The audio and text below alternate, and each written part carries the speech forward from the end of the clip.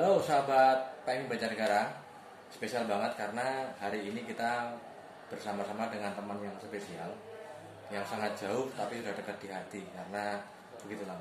Bang Muti sehat? Alhamdulillah sehat bro. Salam manusiaan. Salam.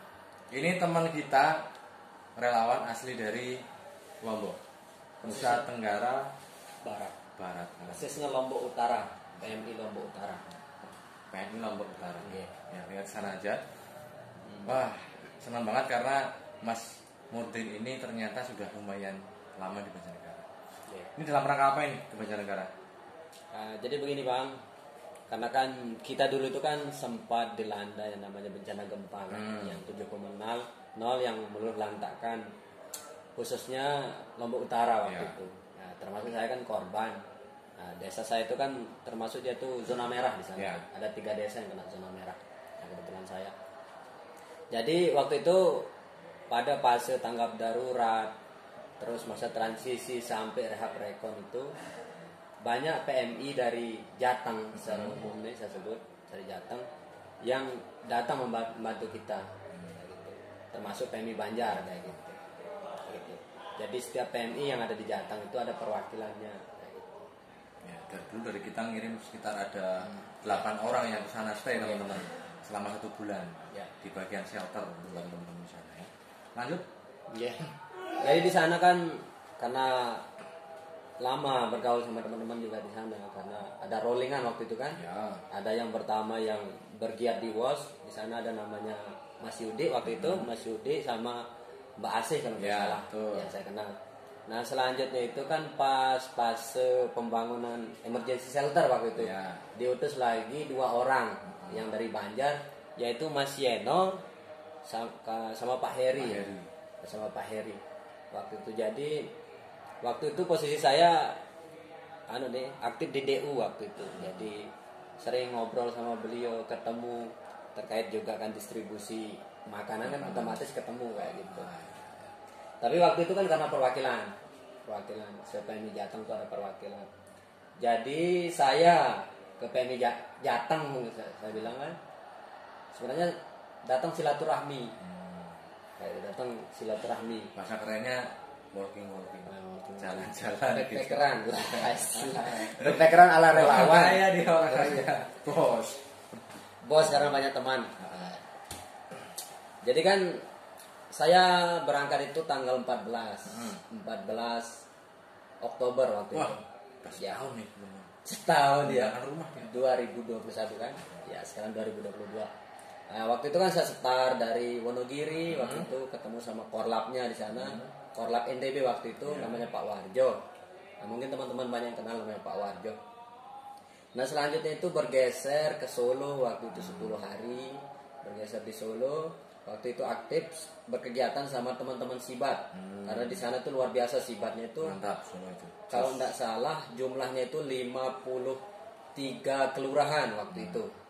Yang paling saya kenal di sana itu ada namanya Pak Budi Utomo di sana, dan ada Bunda Esther, Bunda Ruli, Kopral Bagio, sama Pak Sabar dan Pak Tabib.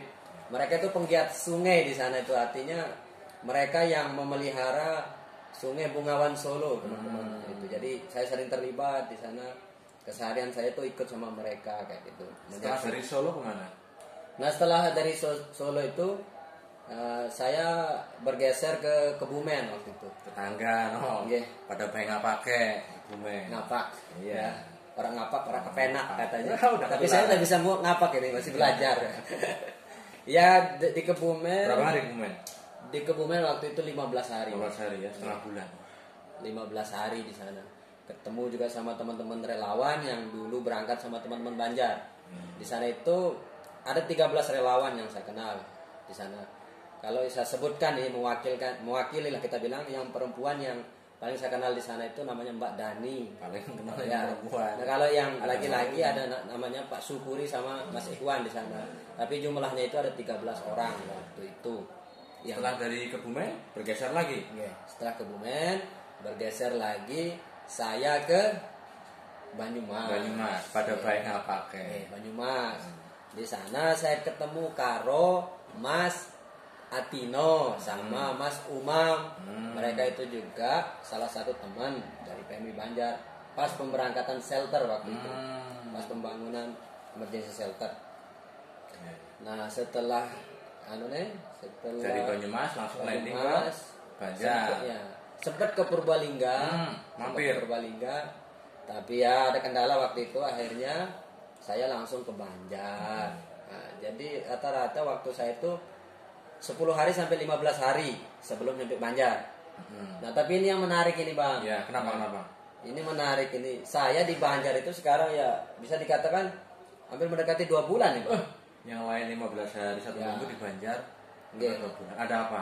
Apakah ada cinta lokasi? Bukan di antara kita ya Bang.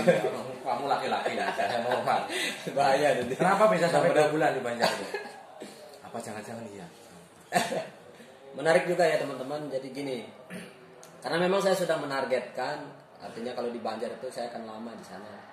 Pertama-tama juga karena teman-teman yang ada di Banjar yang saya kenal itu kebanyakan masih jomblo, belum nikah, yang pernah berangkat ke Lombok waktu itu. Jadi kan saya juga bujang, artinya lebih leluasa lah artinya. Katanya bujang, padahal bujang istri. Tapi bukan itu juga, bukan itu aja. Ketika saya nyampe Banjar ternyata yang tua pun tetap kayak orang bujang gitu, karena markasnya itu aktif kayak gitu. Markasnya aktif, baik kita yang saya saksikan sendiri lah, baik relawan, staf, pengurus itu artinya welcome semua. Saya 2 hari di sini tuh sudah kenal yang namanya Pak Tito, yang di sini sekretaris. Alhamdulillah sama beliau itu welcome. Ya gitu. Ini 2 bulan di Banjarnegara. Ini ternyata Mas Mudin ini udah melalang buana sampai ke pojok sana. Bahkan banyak kegiatan langsung terjun ke wilayah karena lumayan ada beberapa respon juga. Apa aja tuh yang kemarin diikuti? Pas saya nyampe di sini tuh pertama itu kan ada laka air waktu itu. Laka air. Nah setelah itu kan karena di sini ya saya juga rada-rada kaget sih kayak gitu. Saya kirain kan saya kenalnya bencana itu ya seperti gempa lah apalah kayak gitu kan. Tapi saya tidak tahu persis artinya keseharian teman-teman di sini kan. Tapi ketika saya di sini menyaksikan langsung banyak sekali kegiatan yang bisa saya ikuti lah kayak gitu. Terutama respon. Karena di sini kan teman-teman tuh responnya luar biasa. Yang pernah saya ikuti itu selama 2 bulan ini seminggunya tuh pasti ada lah artinya, pasti ada yang saya ikuti. Hampir tiap hari ada. Artinya kedekatan PMI Banjarnegara itu ke masyarakat sudah luar biasa. Kenapa saya bilang kayak gitu? Sampai hal-hal kalau kita bilang kecil mungkin enggak ya banyak. Yang paling mendasar lah artinya seperti respon ibu hamil, orang mau melahirkan, terus merujuk pasien, pengangkutan jenazah untuk dimakamkan kayak gitu. Nah, terkait juga sama bencana longsor di Pagentan kalau tidak salah itu makan korban 4 meninggal. Nah, setelah itu kan ada kegiatan PSP pendampingan psikologi ke salah satu keluarga korban yang masih hidup waktu itu. Nah selain itu saya juga ikut artinya di sini ya diajak lah ikut dropping bantuan. Apalagi yang paling terbaru di sini itu kan kemarin ada bencana angin kencang di sana, di sini angin kencang, terus hujan yang cukup deras kita bilang di sini karena kan cukup mengkhawatirkan teman-teman kalau di sini. Beda halnya kalau di Lombok. Jauh. Kalau di Lombok masyarakat di sana itu senang kalau hujannya deras. Karena potensi untuk bertani. Kalau di sini yang ada tanahnya yang jalan teman-teman. Saya juga heran ngelihat daging-daging tok tanah di sini. Potensi longsornya cukup tinggi. 80% dari negara adalah rawan bencana tanah longsor. Ini Mas Mudin, setelah ikut banyak kegiatan di Banjarnegara 2 bulan ini, kesannya apa? Kalau kesan dari saya itu pertama di sini tuh kan kalau kita lihat dari kesehariannya itu artinya di sini saya menemukan jawaban ketika penanganan gempa Lombok itu teman-teman, apa namanya PSP, apa namanya shelter atau apa kayak gitu, diperhalus lah di sini kayak gitu. Jadi ada orang-orang yang memang tahu permasalahan itu kayak gitu. Dan juga teman-teman di sini artinya kalau secara basic keilmuan alhamdulillah karena teman-teman di sini mungkin rutin berkegiatan rutin berkegiatan terus refresh materi atau apa. Jadi kalau mau belajar itu jadi enggak mesti nunggu pelatihan saya rasa. Setiap hari sharing-sharing. Nah itu yang saya dapat kayak gitu. Bahkan kemarin juga kegiatan KBBM teman-teman. Pas kita bentuk di Desa Kubang itu. KBBM. Nginep 1 minggu di atas awan sana itu. Itu KBBM.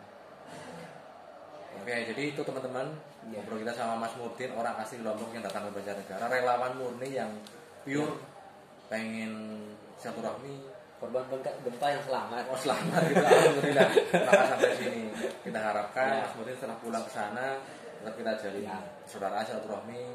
Salam juga buat teman-teman di sana, kita jangan sampai putus komunikasi, silaturahmi.